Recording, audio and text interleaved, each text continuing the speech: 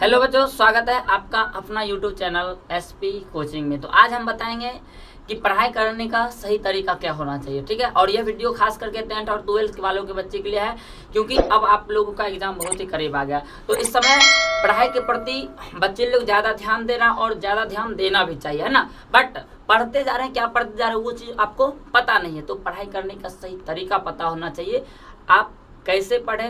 बहुत बच्चा होता क्या है कि जब जैसे कोचिंग स्कूल से पढ़ के आया, किताब कहीं अपने कहीं। सबसे पहले जिस चीज़ को यानी कि जो हम माँ सरस्वती के को पढ़ रहे हैं, यानी कि उनके बारे में अध्ययन करें, ठीक है, उन्हीं के दिया हुआ ज्ञान को हम पढ़ रहे हैं। आखिर उसी को यदि अच्छा से नहीं रखेंगे, जिस बुक से हम पढ़ रहे उसी बुक को अच्छा नहीं रखेंगे, तो फिर आगे की नॉलेज हमें नहीं बढ़ेगा। इसलिए आप लोग सबसे पहले किताब को रखने का तरीका सीखें, क्योंकि किताब को यदि आप अच्छा से रखिएगा तो निश्चित है आपका ज्ञान बढ़ेगा। क्योंकि किताब इधर उधर रखिएगा तो आपका ध्यान इधर उधर भटकेगा। तो सबसे पहला किताब को सही से रखिए।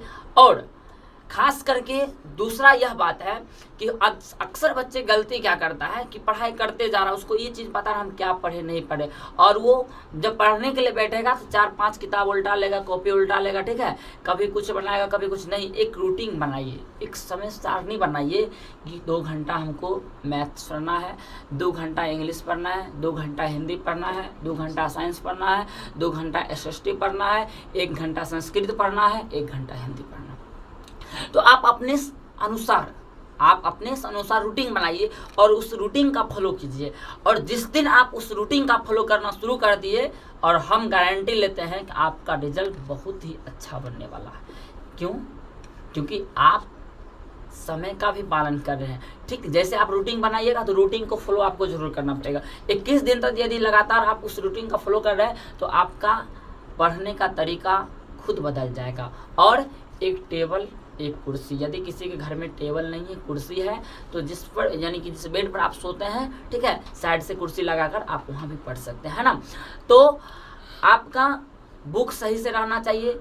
और उसके बाद सबसे ज़्यादा मुख्य इम्पोर्टेंट रहता है कि जो टीचर लिखाते हैं उसको अच्छे से एक नोट बनाइए, ठीक है, ऑब्जेक्टिव के लिए अलग, सब्जेक्टिव के लिए अलग, और एक हाइलाइटर खरीदिए और उस हाइलाइटर से घर पे आइए तो पढ़िए, और उसी हाइलाइटर से जो लाइन है उस लाइन को यानी कि पॉइंट को रंगना है, ठीक है, हाईलाइट करना है। क्योंकि हाईलाइट जिस दिन आप करना सुने खुद हाईलाइट बन जाइएगा, ठीक है। जिस दिन किताब के लाइन को हाईलाइट करना सीख जाइएगा उस दिन आप खुद को हाईलाइट बन जाइएगा। और ये बात हम कह रहे हैं, ठीक है।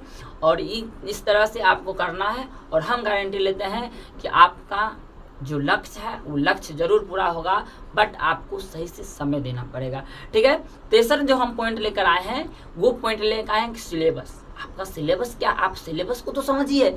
आपको यानी कि जो 12 महीना आप तैयारी कीजिएगा, 1 साल तैयारी कीजिएगा, उसके अनुसार सिलेबस बनाया रहता। आप सिलेबस को पहले समझिए, है ना, कि कौन सा चैप्टर हमें इम्पोर्टेंट है, कौन से चैप्टर को हमें पहले पढ़ना चाहिए, और ठीक है, और कौन से चैप्टर को हमें बाद में पढ़ना चाहिए ना, चाहे वो हिंदी हो, संस्कृत हो, या SST हो, या फिर साइंस हो। तो आप सबसे पहले जैसे रूटीन बनाइए। रूटीन बनाने के बाद आप क्या कीजिए कि सिलेबस जानिए कि जो मेरा सिलेबस है वो सिलेबस क्या है ना।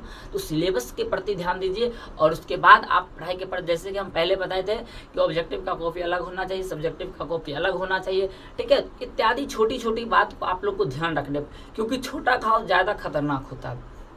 छोटा घाव सबसे ज़्यादा करा कि देखने में छोटा घाव करे गंभीर। जो चीज़ देखने में जितना छोटा रहता है सबसे ज़्यादा खतरनाक वही होता है ना। इतना बड़ा मोबाइल है लेकिन कैमरा सबसे छोटा है, तो सबसे ज़्यादा खतरनाक क्या है, कैमरा है। क्योंकि हम उसी कैमरा से वीडियो भी बना रहा है, उसी कैमरा से किसी का फोटो भी खींचते हैं। तो देखने में छोटा घाव करे गंभीर, इसलिए यानी कि छोटा छोटा पॉइंट को ध्यान रखना है।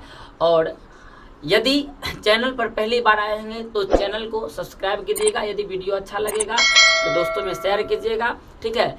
वीडियो अच्छा लगेगा तो सब्सक्राइब जरूर कर दीजिएगा, और ख़ास करके उन विद्यार्थियों तक शेयर कीजिए जो अभी 10th और 12th में पढ़ाई कर रहा है। यदि हमारे वीडियो को फेसबुक पर देखते होंगे तो फॉलो जरूर कीजिएगा। यदि यूट्यूब चैनल पर देखते होंगे तो सब्सक्राइब जरूर कीजिएगा, क्योंकि एक सब्सक्राइब से आपका कुछ नहीं होगा, और एक सब्सक्राइब से, ठीक है, एक सब्सक्राइब यदि करते जाएगा तो मेरा बहुत कुछ हो सकता है ना। अर्थात सब्सक्राइब करना ना भूलें। धन्यवाद।